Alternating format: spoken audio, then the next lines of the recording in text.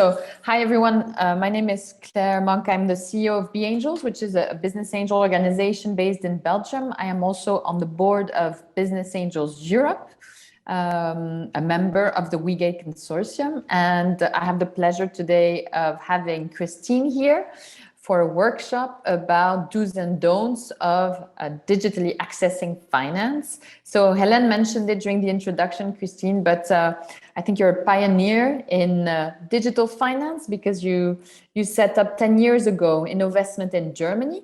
You are the CEO now, and maybe you will tell us during your presentation a little bit how this is evolving. But you're also the chairwoman of the European Crowdfunding Network, which is the trade association representing the interests of all these digital platforms. So in preparation for this workshop and for all the participants, Christin and I thought that it would be interesting for you to see what are the different types of digital finance available, what this means for entrepreneurs, and then, yes, what are the tips and tricks when you want to access these different types of funding. So Christine, the floor is yours, and you are, of course, all welcome to ask questions in the chat while Christine is presenting, and I propose that we take them when she has finished her presentation. Is that okay with you, Christine, as well? Perfect for me. Thank you so much, Claire, for the introduction. You're welcome. So my screen should be already shared, right? Yes. Perfect. Then I will enter the full screen mode. So luckily, as already mentioned, if you have been in before when I was chatting to Jan, I'm also the chair of the European Crowdfunding Network, and I will be more in the representation of the industry today here. And I asked my colleagues from the ECN, where also people full-time working, for some slides, as I'm not the typical trainer you would usually see. So I'm actually also an entrepreneur, co-founder and CEO of a crowd investing platform, Investment, based in Berlin.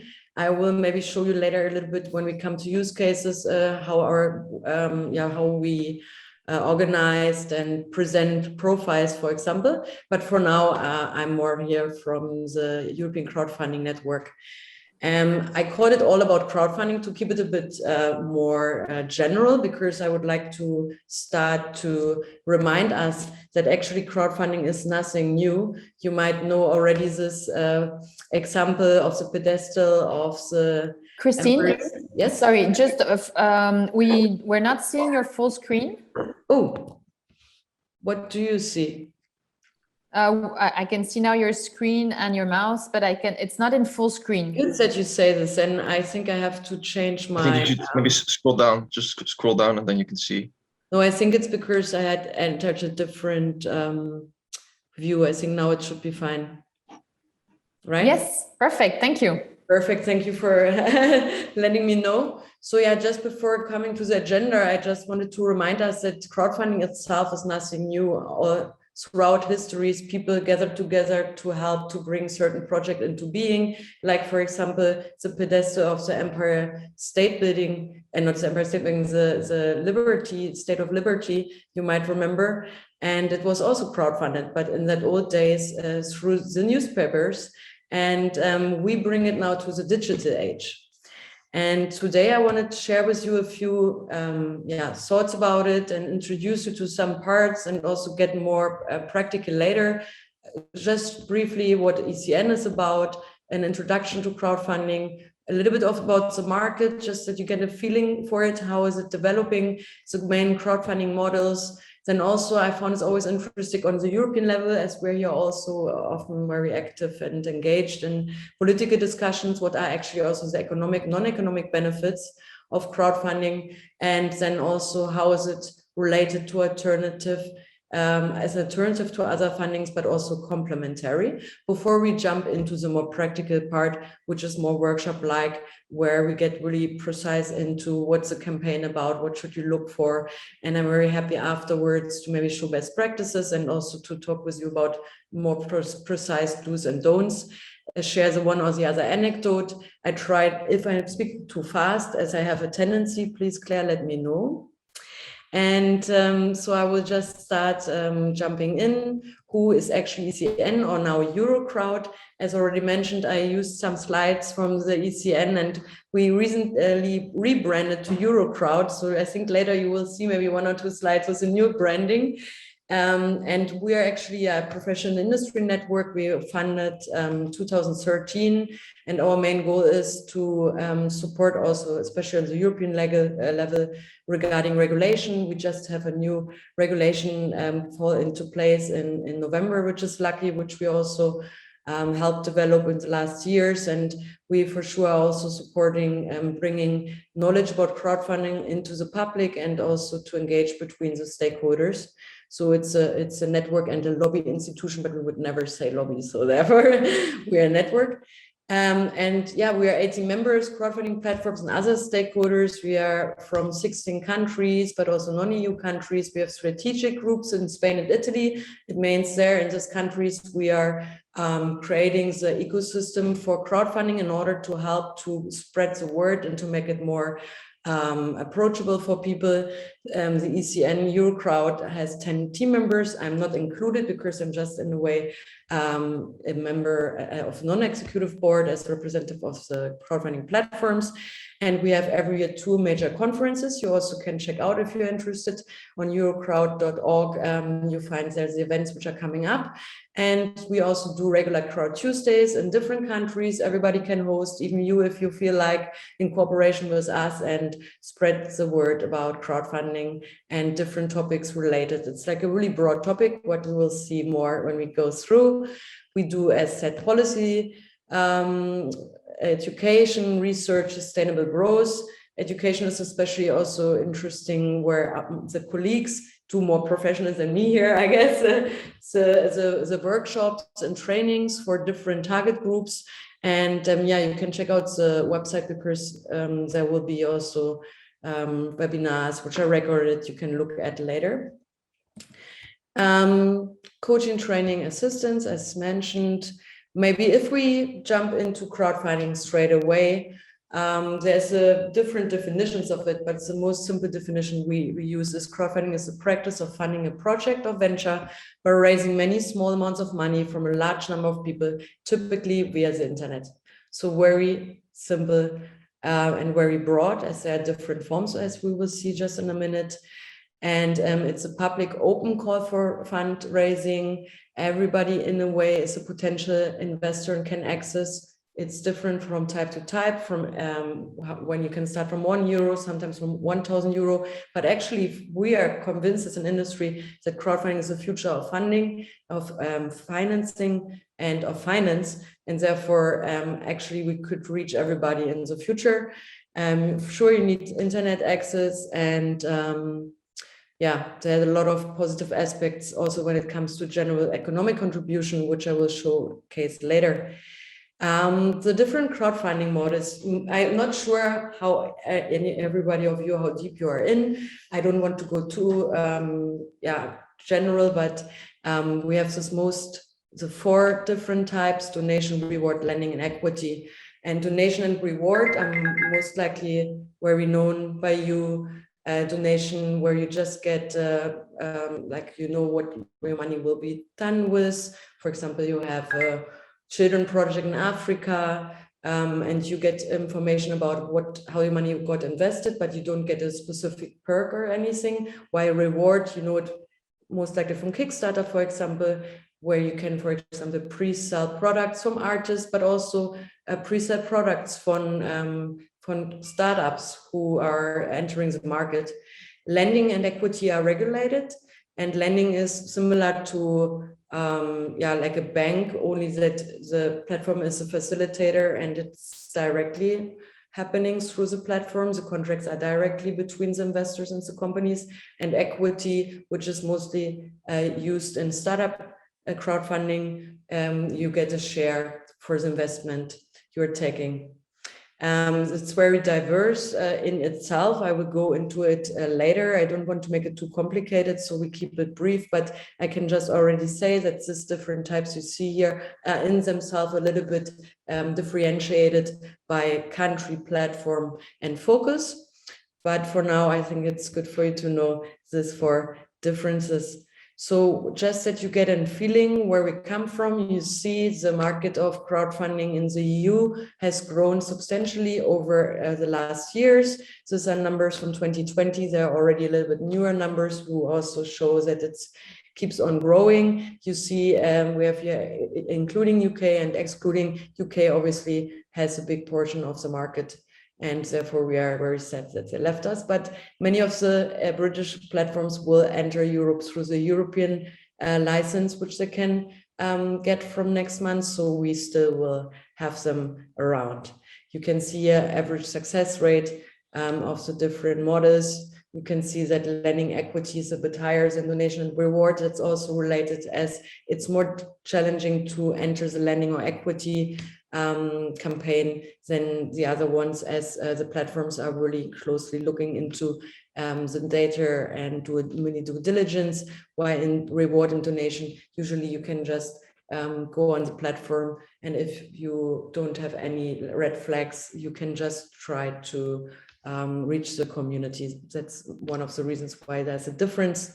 Very detailed fun fact on the side. As you can see, that's also maybe interesting, as you are, I assume, coming from different countries, different backgrounds. You can see here again that crowdfunding is not easily, or not, how you say, spread all over the different countries in a similar way, but that especially UK is strong, and also, yeah, France, the Netherlands, the Benelux, but in Eastern Europe, for example, they just start coming. It has to do with different regulations, also with different mentalities, different incentives when it comes to the investor side. And we believe that we will see a bigger growth in all the countries in the next couple of years, especially because we will have the European harmonization where you can actually do cross-border investment and placements. This is just to bring a bit of color in, similar to the graphic before. And when we come now to the crowdfunding models we just mentioned before, here again, non-financial and financial crowdfunding. Here also, maybe interesting to mention, is the civic crowdfunding, in which public authorities also participate. And for example, a city which want to build a new bridge could raise parts of the fund from the public, and do this also sometimes with special tax incentives or other incentives. And you can see here, in a way, everything which can be digital and funded could become a potential crowdfunding project. And you have to see for yourself, and we come to this just in a minute, what kind of platform actually makes sense for my project, in which stage of my project. So when you see here again these different models, and as I took this slide from my colleagues, I already noticed that when you look at the different numbers, how much money actually usually a project in the different crowdfunding type is raising, it is average, general. I would not even say average. It's very hard at the moment still for the market to have sufficient data. We have the Cambridge report, which showcased data from platforms sending in. So it is at the moment 24 billion overall, but we believe it's even more. But when we come to this average, just you see here, you can already see that donation and reward based are generally a little bit smaller amounts, earlier phase, and equity and lending are later stage, especially equities more in the startup field. You can raise between, let's say, 100,000 and 5 or 6 million, depending on the platform and where they are operating. With the European regime, which will kickstart, as mentioned, in November, we will be able to raise up to 5 million for equity and lending. And this average here is kind of low, because there are also platforms like, for example, Funding Circle or Credit Shelf, who are not real crowdfunding platforms because they don't have retail investors, only institutions. But depending on the definition, there are also crowdfunding platforms, crowd lending platforms, actually. And they are very automated with credit ratings and everything, and are interesting for companies who are a bit further down the line. Why equity platforms in general? We used to be, as an investment, when we started 2011, an early stage equity-based crowdfunding platform. And in the first years, most platforms did a few 100,000, but over the years, the amount went higher. And many of the platforms, as far as I know, when we talk with each other, are actually starting with 500K in equity, because it's quite an effort for the platforms to facilitate the campaign, and therefore usually they want actually a higher amount to start with. But as said, it is very different from country to country and platform to platform. That's why I will tell you later what we in the industry are planning to make it less confusing for you and to make it simpler for company owners and entrepreneurs to find the right platform on the right stage.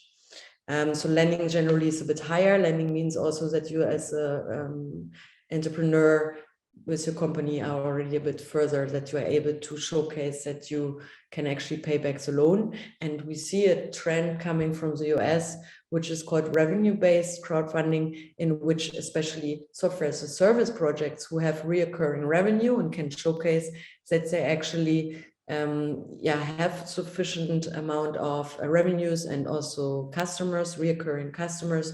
For them is actually revenue-based lending quite interesting, which is a fixed interest combined with the revenue upside. So I think we will focus today mainly on reward as an early stage pre-test campaign and equity lending, which we can as financial crowdfunding put also in a bucket. So I will mix it a bit up, but a lot of mechanisms are similar. So here we go. This we just had. Now how to choose, sorry, I have this in here. Now how to choose your crowdfunding model. So it depends on the type of company, how much money you're looking for, as you just said. So the type of capital you're looking for. Do you want to have kind of a pre-sale revenue? You want to have lending, or do you want to actually give out shares? And what audience do you want to address? Because different platforms have also different audiences. Here, I found this an interesting model that I also didn't see before I prepared for the preparation, is that you also look into geographical coverage. So do you want to do your campaign more in a region? Do you have something very unique for example, Catalonia, and want to create something there? You have your community there. Do you want to maybe use the opportunity to enter a certain market? For example, you are in Denmark, but you want to enter the French market and maybe use this campaign to be visible there and to get feedback? Or do you really want to be across the EU? This is one of the questions to ask. And what is the focus? Do you want to go on for example, a startup focused crowd investing platform like Seedrs, a Crowdcube in the UK, or companies, for example, in Germany, who have all domains? Or do you want to go on a specific platform, like, for example, for sustainable projects, for energy projects, or healthcare? These are questions to ask yourself. And of course, did somebody say something? Okay. I think it was just a mic problem, Christin. Okay, cool. And of course, the cost structure is a question. It's very diverse between platforms, from a few percent to up to 15%. So it really depends on what are they facilitating. Some platforms already help you with the video, with the marketing campaigns, and others maybe less. We will look into this further down the presentation. So just maybe to mention and to bring us back into why is actually crowdfunding relevant, and not only for you as entrepreneurs, but also as potential investors in your networks. Why is crowdfunding the future? There are a lot of economic and non-economic benefits to it.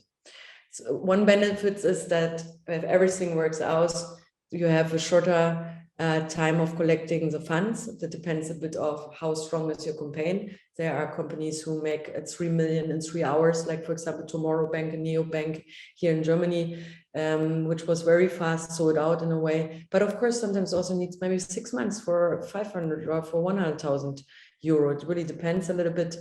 less bureaucracy, admin burden. This is, I think, a very important point, which also is related to that we as platforms are trying everything to automate and make it as simple as possible for everybody. So automated contracts, simple as possible projects, contracts. The investment process, it just needs a few minutes. It's maybe if you haven't been so much around investing yourself, or fundraising yourself, it's maybe not so clear, but if you have experience with this, you might have experienced how much paperwork you have for investing and how much conversation you have to have. And here you have the chance to reach out to a broad audience, and you make one offer and everybody knows what they get. And for investors, for example, when you look at the old days, who goes through alternative investments, they have to fill out so many papers and documentations. It's really unbelievable. So for this kind of people, it's very helpful and generally also scalable. And of course, it's also complementary to other funding sources, which people often are not aware of, because there are certain myths from the past where people said, hey, it's not comparable with VCs or banks, but this changed, and we will look also into why. So what are the non-economic benefits? You can validate the market, you can activate your community, you can test your service and products, you can also strengthen and widen your own network. So this is one of the reasons why also more and more SMEs do it, in order to just get the community on board, word of mouth, feedback, support, long-term interest in the positive development of the company. You have a feedback cycle in real time. I mean, you get straight when you're online on the campaign and you start communicating, you will get feedback if it's from press, if it's from potential partner, if it's from your community. And it's interesting what we can see, how many of the project also get really interesting leads for potential cooperation or new customers. And here, the increased visibility for sure also has to do with how actively do you actually spread the word, how strong is the platform. We will get into this just in a minute. And here, that was, as I said, the slides from our colleagues, marketing costs close to zero. You have to put this a little bit into context. It is in a way zero when you think about your online, and then it's just, it's happening. But obviously you need people who are activate the channels, and you also have to prepare for it. So it's not really zero, but in the moment you are online, everything else which comes on top is in a way free marketing, as long as you don't use, which some people do, paid marketing for example, being visible on different online channels. So crowdfunding, alternative or complementary source of funding? It's a big question often coming up. That's why I wanted to mention it here as well. So when you see this value chain, which is also a nice bridge to the things we have discussed so far, you have here the pre-seed seed phase, where you have also grants, which it can also combine really nicely. There are also in some countries even projects where if you have a successful reward-based campaign, you can even activate the grant or the loan, because they say, okay, we as a bank, we can't really judge certain business models. It's difficult, especially with a tech company, to really understand where it goes if we don't have any specific track record or data. And therefore the reward-based campaign can help to showcase that there's a market and people actually are willing to buy. And then for them, it's in a way a step to come to the conclusion if they want to give the loan or not. They are in some parts automated, in some parts not. Automated more with smaller amounts, like here in Berlin, we had this 25K. When you have a successful reward-based campaign, you get 25K of loan. So this is in the early stage, but also in the startup growth and expansion stage. As you can see here, startup is often equity. This has startup platforms, and we can go deeper into the different forms if you want in the process. Growth is the grants, as already mentioned, and grants with lending. And lending is in all stages possible. That's why also more and more SMEs are using it, as already mentioned, because they see the added value to use the community on the one hand, but also to maybe be more independent of banks. And even here, if you look at this stage, more and more companies also want to be more independent of VCs, and they just want to, grow out of their community, and therefore crowdfunding is a nice add-on.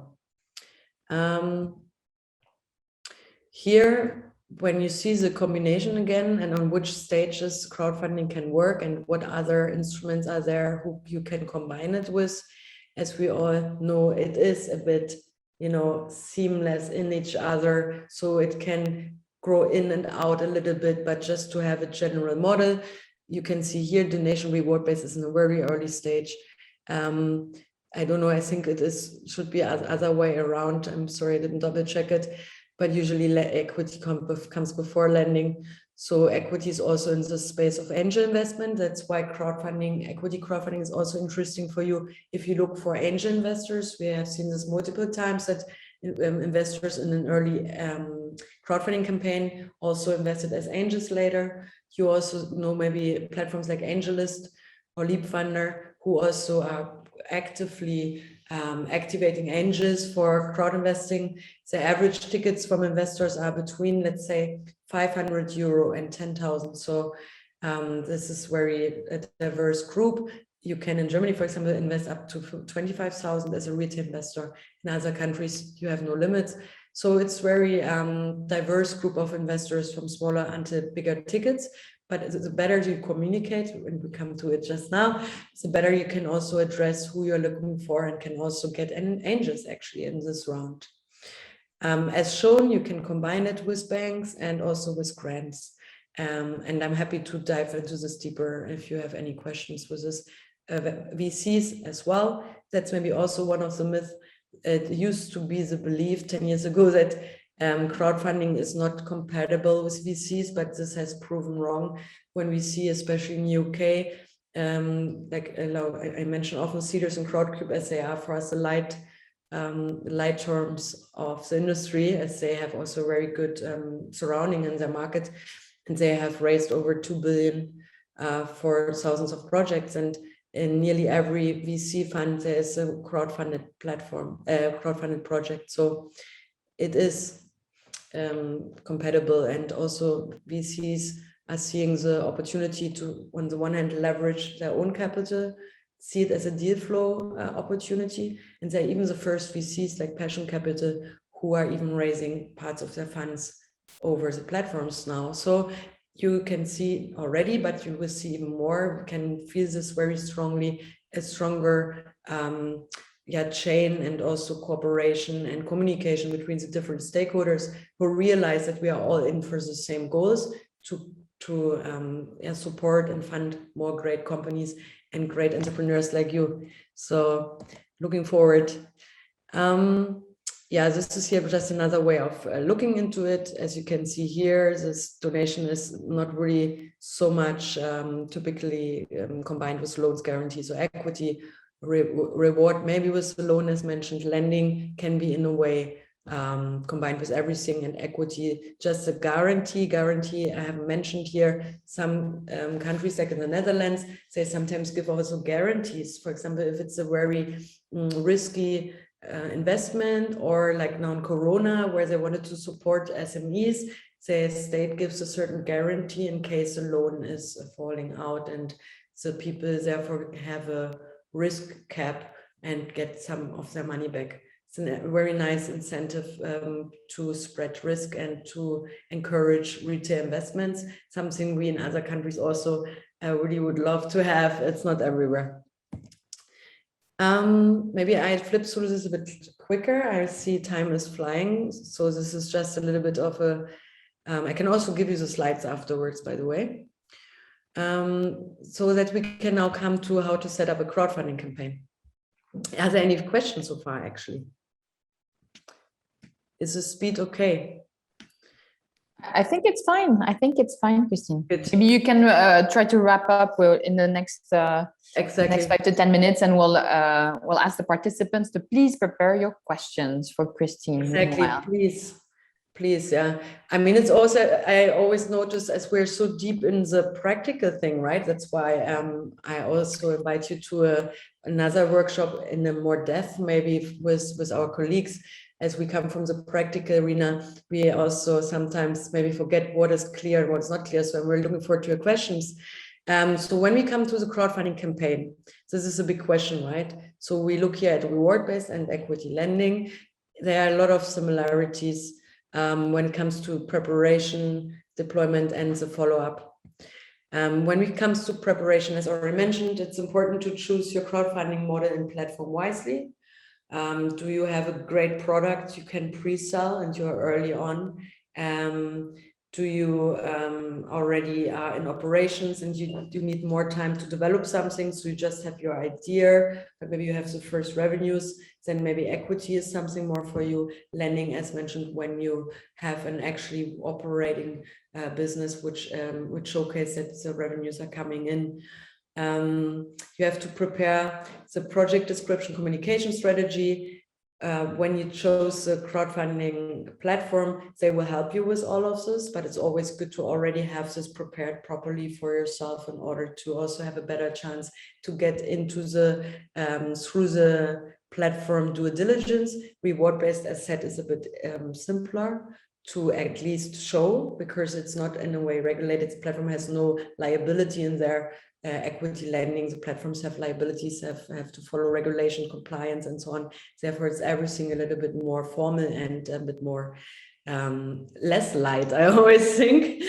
Then, of course, batch budget breakdown, cost of the campaign. That's very important for reward-based, for example, to keep in mind that when you pre-sell your product, that you also, depending on the country, have VAT to think of. If you have to send it, that you also have to think about the money for sending it.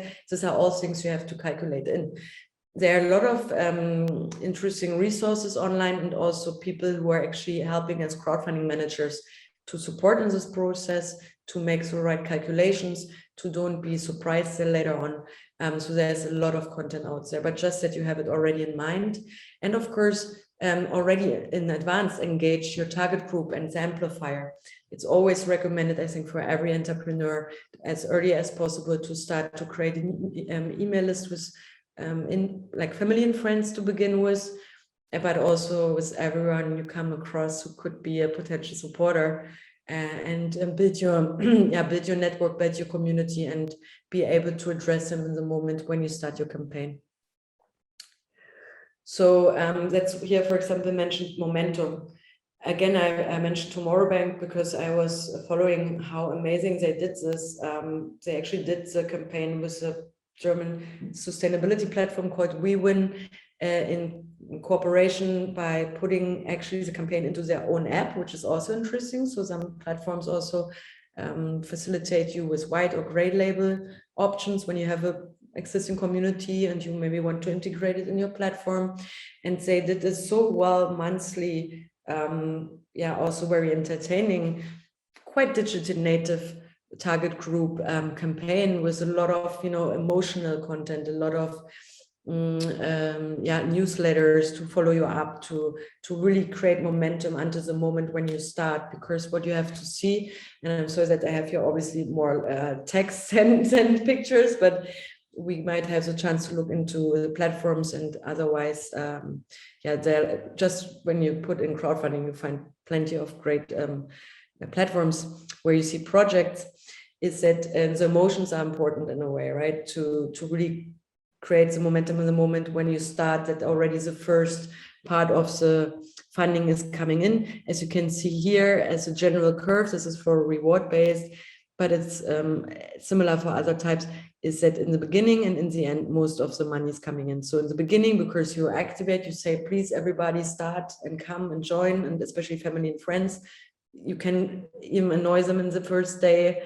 And please, if you want to invest, do it now, because there's this funding progress you can usually see at platforms, and therefore the better it looks, the better you have the chance that more people invest, and in a way a momentum is created.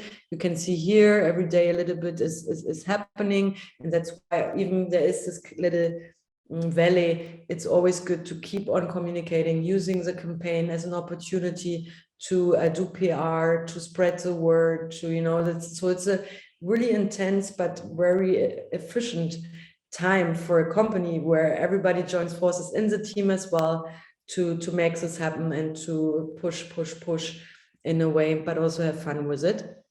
And in the end, usually people realize, oh, the last chance to join. And that's why in the end, people are investing also more. So in the beginning and the end, usually. And as I said here, short and tense, use every opportunity. And when you close the campaign, it's also important to keep in touch, to give regular updates, to deliver what you promised. In a reward-based campaign, this would be the product you're either sending out, or you at least communicate when it will come. You show them how your company is developing. Maybe you have sometimes some Q&A, investor conferences. So everything you can imagine is actually possible. There are no limits. You manage expectations, an important topic actually from the beginning. You know, don't overpromise, rather over-deliver, and be very engaging and reply to comments. Different platforms have different ways how they do it. With the forum, for example, some, like we also do, is that we gather the communication for the project, so they're not just busy the whole day with communication. So it's also a bit different from, by style, but generally it's a great opportunity to engage. And keeps them engaged, write newsletters, transfer them, convert them into customers, ask them for their support. So it's actually in the end about you through your communication, to leverage the potential of your crowd and your community. Here also very specific project description, core ideas, be precise. Usually you have a video where you should show your face and your team, who is behind, what's your vision, really get also emotional. The budget depends a little bit on how much you actually want to raise and how professional you want to make it. You can do a pretty simple video, but of course it's always possible to go more up. So it depends on your taste and on your budget. And call to action. Communicate. The target audience, family and friends, for sure, most important from these guys who are growing out, especially for early stage. These are the people who know you, who trust you, who help you, and do things like pre-writing posts they can just easily share. It's always, the more you can prepare for them, where they actually just have to click, the better it is. Maybe even weeks or months before, call them, tell them what you're planning, what you're doing, and why it's so important that they support you. It is a bit intense to keep on following up with people, but I saw this also with other people who do this with me. For example, I mean, it's normal that you can't always, have everything straight away executed. So you're also grateful if people follow up. So don't be shy about it.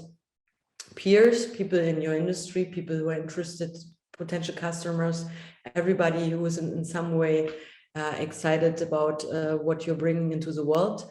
And amplifiers, gatekeepers, can be people from associations, can be journalists, can be influencers. So these are in a way the three groups where I also have some similarities in some parts to focus on. Channels, the usual: email, social media, events, online events, offline events, more these days online events. But all the channels, use them and spread the word. And if you see certain channels work especially good for a message, just keep on using it even more. Tips and tricks. So the presentation's name was Tips and Tricks, and I just come out to it, but we will have more in the conversation. So as said, tone and language. Is it more light? Is it more conservative? What kind of audience do you want to address? You can also see with the different types of crowdfunding and also platforms that there is a different audience you find there. Reward-based is very millennial Z type of digital native style, while some landing platforms are a bit maybe more conservative. And this is something to be adjusted. Social media on a regular basis, prepare the messages in advance. That's a very important one. Don't get panicked later, especially when maybe the money doesn't come as fast in as you hope for. Don't worry about it. Just keep on going. Even if you maybe are not successful in the end, it doesn't matter. You tried it, you know how it works. We know plenty of examples where companies maybe haven't been successful in the first round they did, but then they came back strong because they learned from it.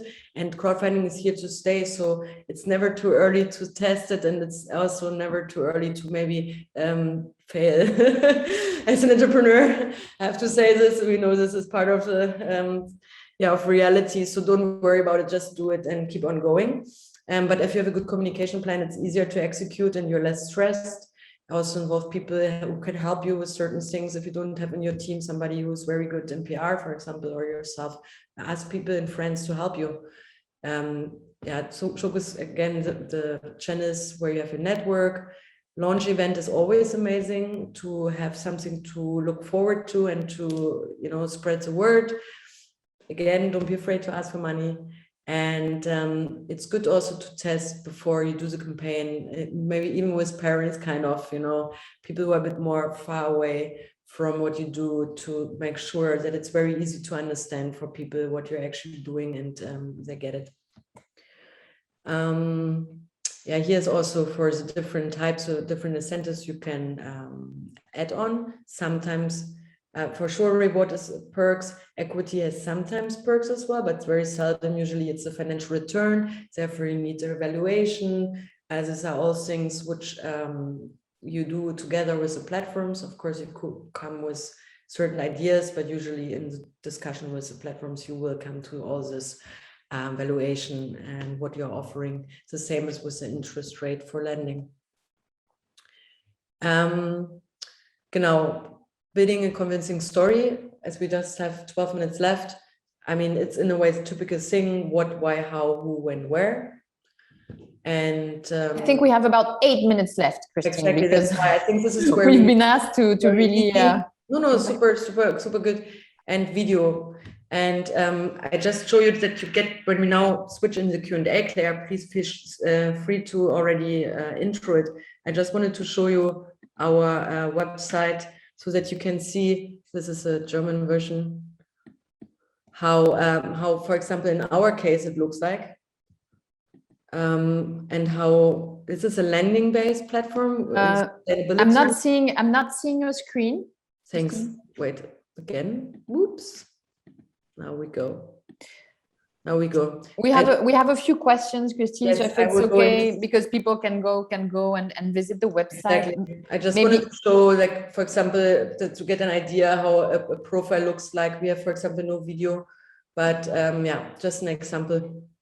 Okay, looking forward. Okay, let me maybe ask the first question, and then we have two questions in the chat.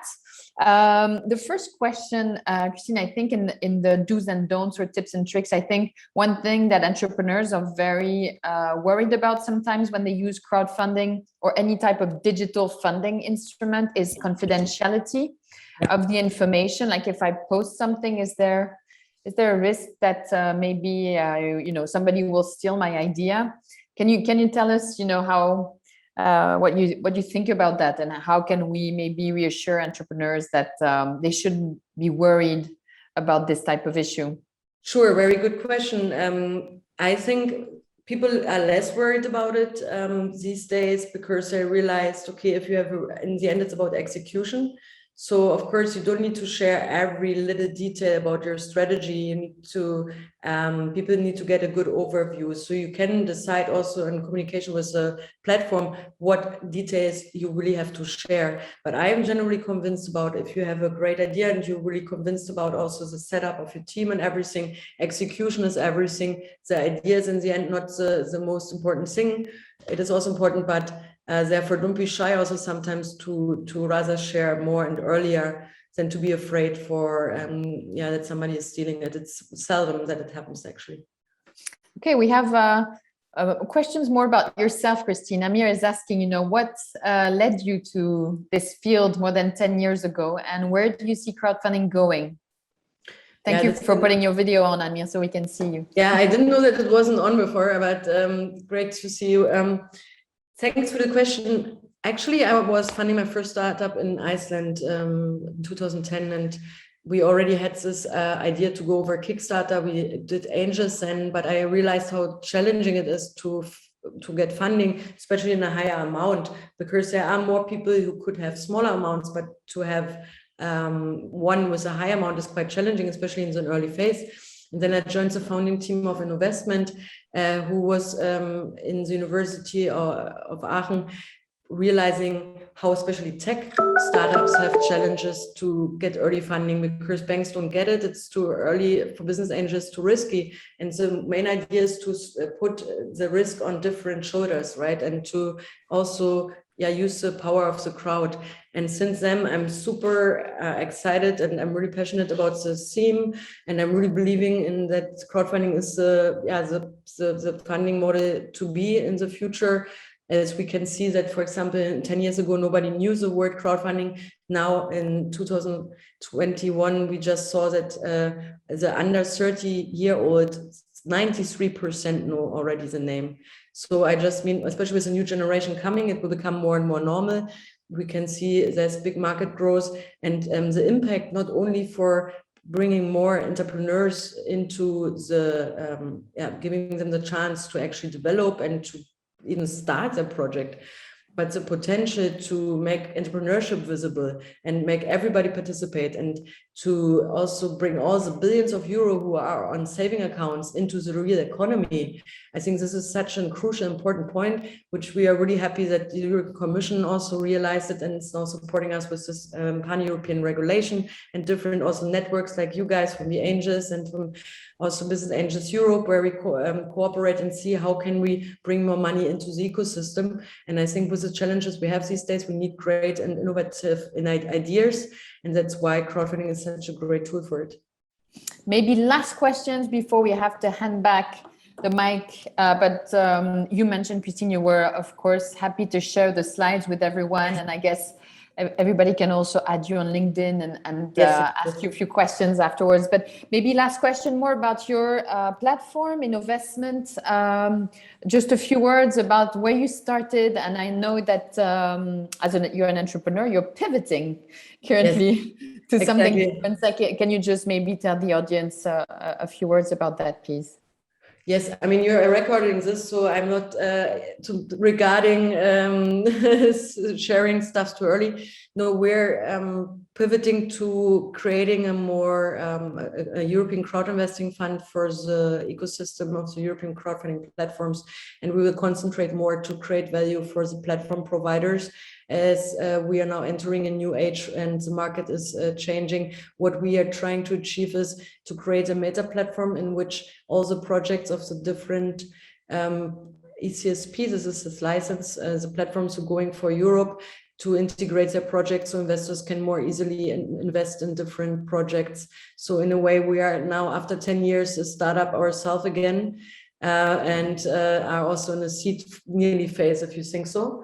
Mm-hmm. So, but until now, we have done like over 50 projects from startups, early stage to lending, and raised like around 15 million. And yes, we're a small platform, but we're very passionate about it.